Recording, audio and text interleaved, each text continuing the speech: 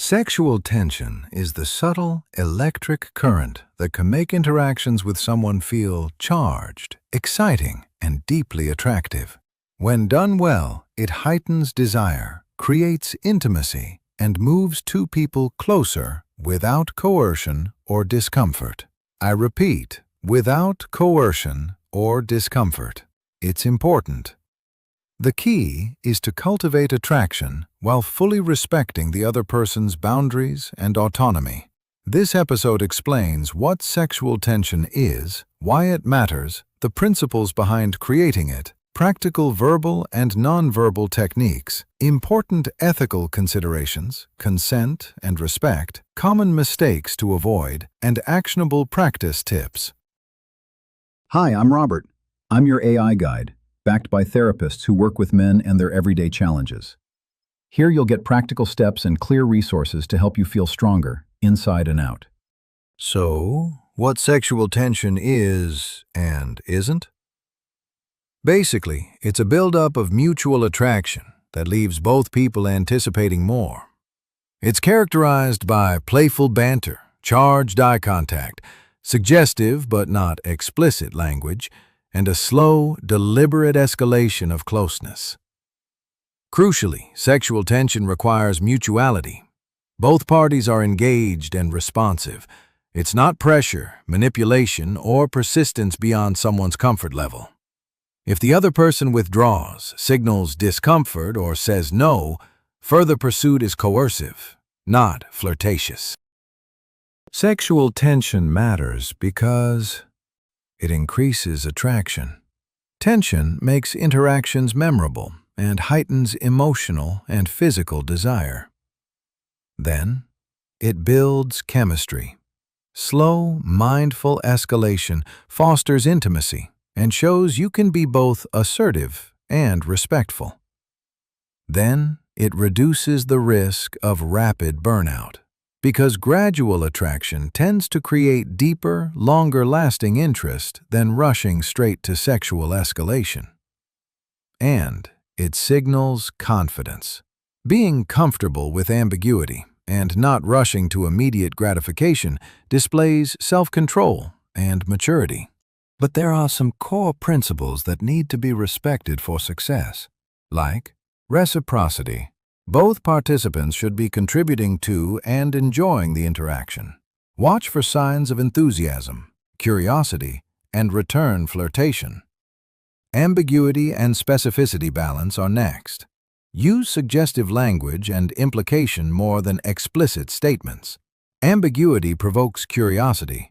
Well-placed specificity grounds the exchange. Slow escalation should be mindful.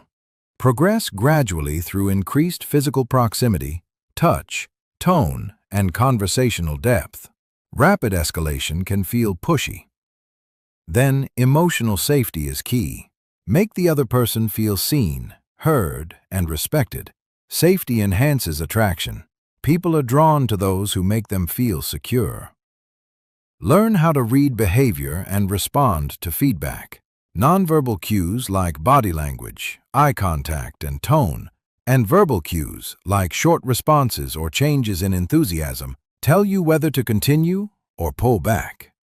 Casanova is said to have been the most seductive man in history, but his ability to seduce was based on something more complex than cheap tricks. Here's what today's men can learn from Casanova. His perspective on women speaks a lot. He valued intellect in a woman. He prized a woman's mind and curiosity over mere looks, noting that mere beauty does not go for much. He showed respect and treated women equally. Ahead of his time, he treated clever, witty women as equals and criticized society's limited education and restrictions on them. Nonverbal techniques to flirt better? Here are a few. Eye contact. Maintain confident, slightly longer eye contact during key moments. Let your gaze convey interest, but break it occasionally to avoid staring. Use micro-smiles to soften intensity. Then, proximity. Close the physical distance slowly. Move from conversational distance to a slightly closer stance, respecting personal boundaries. If they lean in, you're on the right track. If they step back, give space. Then comes touch. Start with casual, non-threatening touches, a light touch on the forearm, a brief hand brush, or a guiding touch on the back. Keep touches brief and contextual. Always watch for reciprocal touch or relaxed body language as a green light. Posture and presence say a lot. Open body language like uncrossed arms facing the person communicates warmth. Controlled movements and a calm tone convey confidence. Mirror their energy subtly to build rapport. Micro-expressions can tell you a lot. Subtle facial cues, raised eyebrows, a playful smirk, or a softening of the eyes can communicate attraction without words. If you need, here are some verbal techniques to get out of embarrassment. First is playful teasing. Light, witty teasing that shows you notice details about the person can be magnetic. Keep it kind and avoid sensitive topics. Teasing should invite smiles, not awkward silence. Then come double meanings and implication. Use phrases with an underlying playful meaning without being explicit. Implication builds curiosity and allows the other person to decide whether to reciprocate. Compliments that are specific and sincere. Focus on unique qualities. You have a brilliant way of explaining things, rather than generic lines about looks. Specific compliments feel more personal and less like flattery. If you'd like to understand attraction, communication, and emotional intelligence more deeply, you'll find a curated list of thoughtful, research-based books in the affiliate links below. Each one offers practical tools for reading cues respectfully, building trust, and communicating interest with confidence and clarity. You'll also find a free downloadable PDF, a practical guide that helps you practice attunement, pacing, and mutual responsiveness, the foundations of genuine connection. Storytelling with emotional depth matter.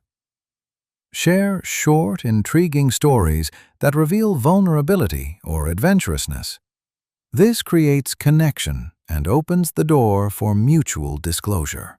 And here are some questions that invite intimacy without pressure.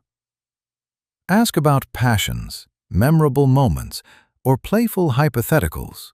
For example, what's the most spontaneous thing you've ever done? These stimulate conversation and create shared mental space. Pacing and escalation are particularly subtle. Begin slow with light banter and neutral topics, building rapport and comfort. Then introduce flirtation gradually.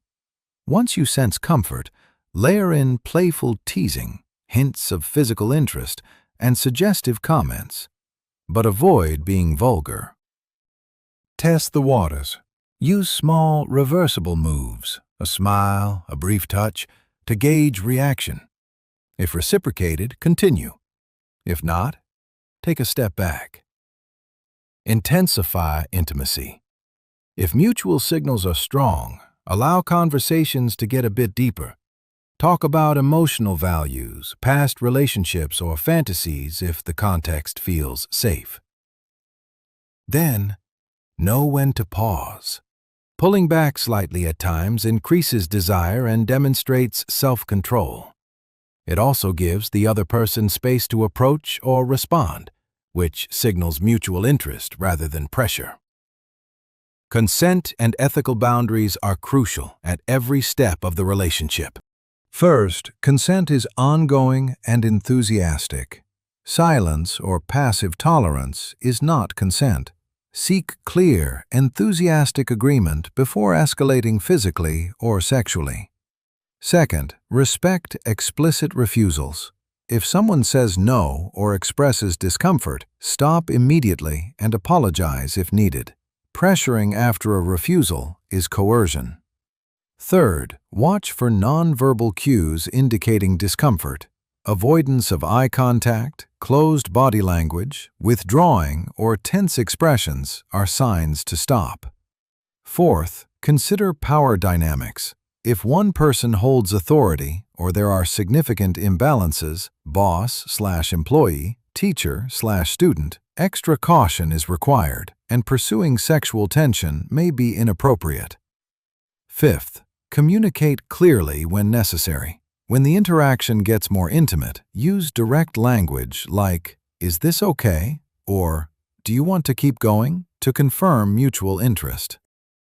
Here are some common mistakes to avoid. First, misreading signals. Interpreting friendliness as sexual interest leads to uncomfortable moments. Verify reciprocity before escalating. Second, over-complimenting or objectifying. Excessive focus on appearance or crude comments can feel disrespectful. Compliments should be authentic and balanced with interest in the person's mind and character. Third, being overly persistent. Continuing after someone withdraws or declines crosses ethical lines. Persistence is not attractive if it disregards consent. Fourth, using manipulative tactics. Playing games, guilt-tripping, or emotional manipulation are harmful and counterproductive to healthy attraction.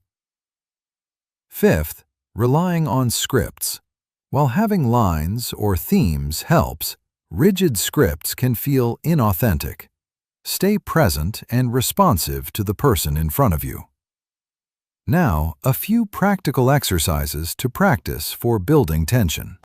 Observe and reflect. In social settings, notice how people use eye contact, jokes, and proximity. Mentally note what felt natural and reciprocal. Then, micro-touch.